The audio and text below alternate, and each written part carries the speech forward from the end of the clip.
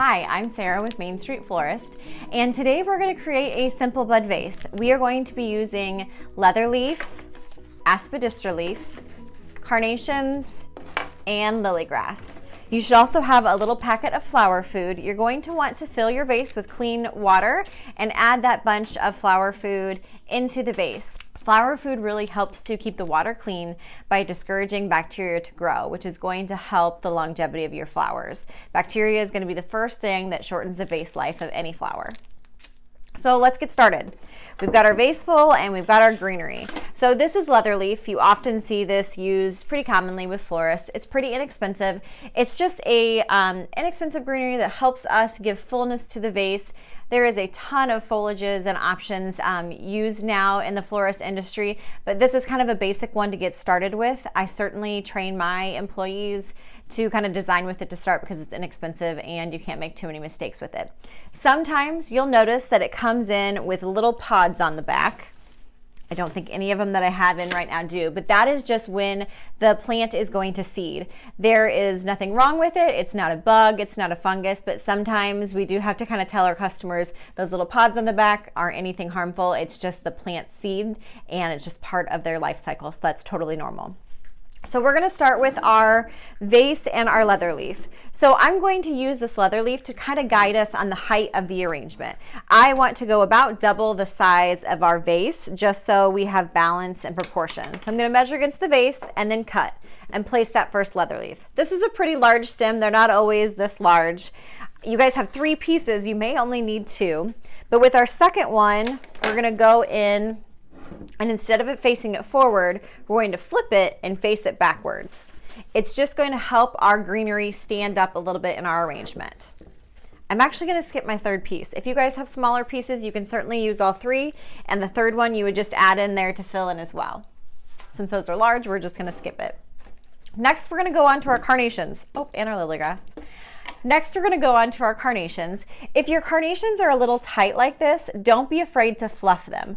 So what I love about carnations is they last forever. They come in a ton of different colors and they're not really delicate, so you can handle them a little roughly. But so if they are tight like this, you're just going to gently fluff them outwards. If I were using them in wedding work or something where I really wanted to show off how big they could get, you can actually even slowly pull back behind them to just give it more space to open up. So that gives us a nice full carnation. So I'm going to make sure all my carnations are nice and full and open. And then I'm going to remove the foliage. So we never want any of our foliage to be below the water line of our vase. That's where bacteria will start to grow, and as we mentioned earlier, that will shorten the vase life of the flowers. So you can use a knife or your clippers. Carnations is pretty easy just to kind of pull off that foliage. I'm going to do this on all my stems.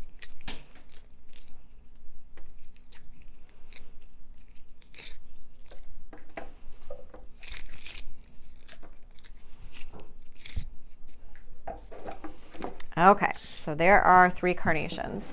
So now we're going to place our carnations. We're going to kind of stair step these to give them different levels. So I'm going to start with my highest just so that I get the shape of my arrangement. So I'm going to start with my height. I'm going to go a little bit below my leather leaf. I often will hold the stem up to the bottom of the vase and the table to see where I should cut. You're going to trim and then place your flowers in. We do have a narrower bud vase, but you want to think about crisscrossing your stems in the vase. By doing that, you're creating a grid that's going to lock them in place so that we can kind of give it a shake and it's still going to stay in the same spot. Our next one, we're going to go just a little shorter. And then our final one, a little shorter. So there are 3 carnations. This is definitely an arrangement. You can mix up the colors. You guys might have different colors that you're working with and make it bright and fun. Often when we're designing, we try to stick to about 3 colors. It just makes it easier on the eye and usually makes the design a little bit nicer to look at. Customers may not realize that that's what's happening, but keeping kind of a simple color scheme does just make it easier on your eye and more pleasing. Next up, we have our aspidistra leaf, which mine fell. Next up, we have our aspidistra leaf. So there's a lot of cool techniques you can do with an aspidistra leaf. We can slice the leaf and make different shapes and fold it over. Today, we're gonna fold it over and just make a really simple design. So you're gonna fold your leaf backwards so that the shiniest green side is facing outward. Now, in my shop, I would probably take some bind wire or some florist tape and tape that. Since you guys may not have that available, we're just gonna use a simple stapler. We're gonna hide our mechanics. Nobody's gonna see that staple in there. So we're gonna take the stapler and we're gonna staple the tip of that leaf to the stem. And it may take a few staples just to hold it in place. This just gives us a nice kind of easy shape that we can put into the arrangement, just something different to add a little flair. I'm gonna trim my stem, and I'm actually gonna go in opposite my lowest carnation.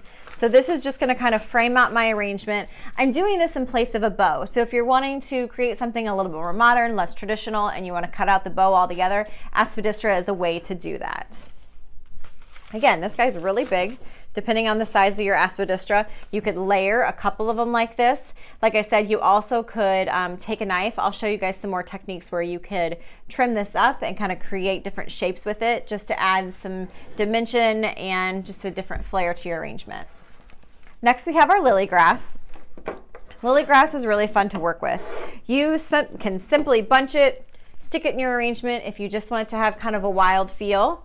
You can group a bunch of it, tape it together, and you can braid your lily grass. I'm just gonna teach you a simple technique where we're gonna kind of curl it and still have a little bit of flair.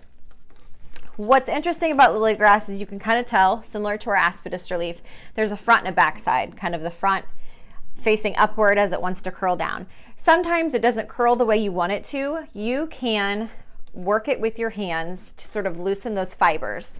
So just by kind of gently pulling on it, you're gonna loosen that up that you can make the lily grass go the direction you'd like to. We can even kind of give it more of a curl if we wrap it tightly in our hand. And by simply just kind of holding it in the warmth of your hand for a few seconds. And then when we let it go, it's gonna have just like a little bit more body and movement to it. So like I said, just by kind of working on it, you're gonna soften it, soften those fibers to make it manipulate it the way you'd like to. So I'm just gonna take maybe 3 of these and put them all the same direction. And again, you can see how this one wants to kind of go a different direction. I'm just gonna work with him to manipulate them to go the direction I want. It's almost like working with like hair if you were gonna braid it, which is something we do often. Sometimes we'll work aluminum wire into it just to add a little bit of color and braid that in with it. So now I'm gonna leave myself my stems and I'm just gonna wrap these up and kind of cross them, that I'm creating just an interesting loop. And again, in my shop, I'd probably use tape or wire. For today's practice, we're just gonna use a stapler because that's probably what is gonna be easiest for you to use at home. Make sure you're gonna get all the stems in there.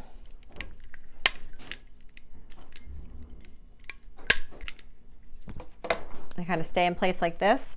I am still gonna trim my stems a little bit so my stems can get a fresh drink of water. And then I'm just gonna work that into my arrangement just to add a little bit of flair. Now, if we wanted to really be different, you can take floral paints and you could paint your foliages or paint your lily grass just so it has a little bit of contrast. It's sort of hard, the green on green, to see the contrast. And then these guys, I'm gonna leave them long.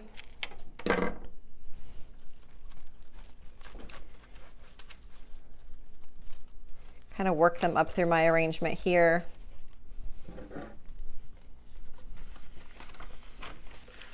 I'm gonna tuck this back a little bit. He's kind of stealing the show in the front.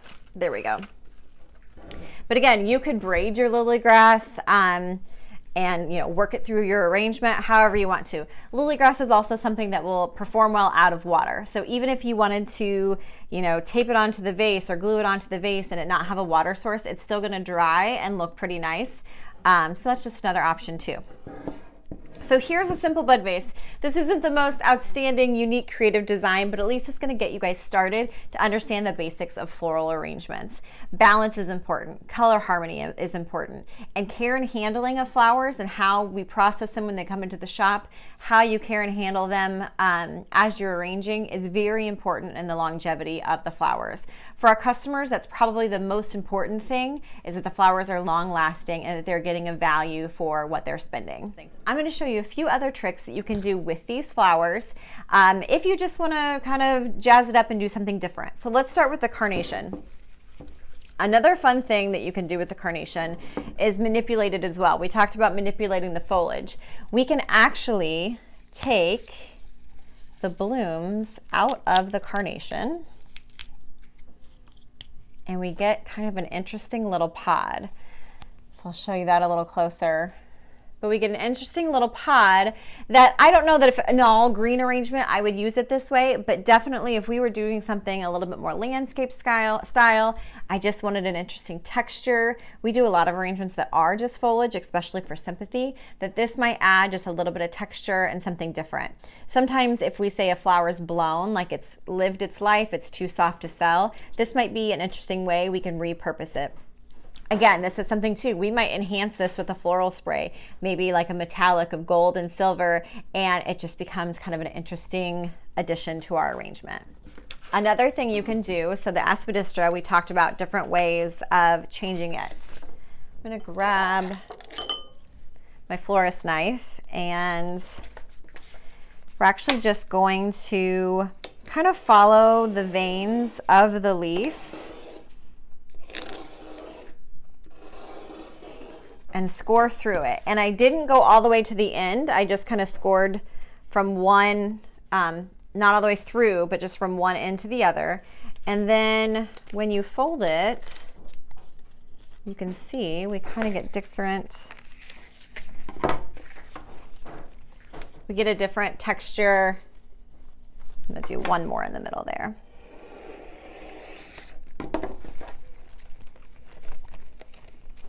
So it's almost like, you know, how you used to play with paper and make snowflakes. You can kind of cut it and manipulate it to make interesting textures. So now we could maybe turn it and it creates this kind of curlicue, and you could staple it and secure it there or secure it with florist tape.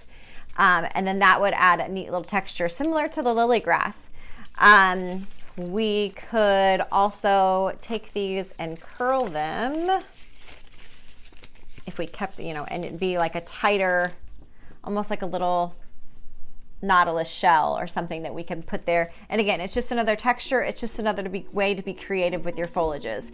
And things like your aspidistra leaf and your lily grass are definitely long lasting, that even though we've manipulated a little bit and we've cut into it, they're still gonna last a long time. Again, these are a fun piece that you can dry and then paint and use over again and kind of create different unique looks that way too.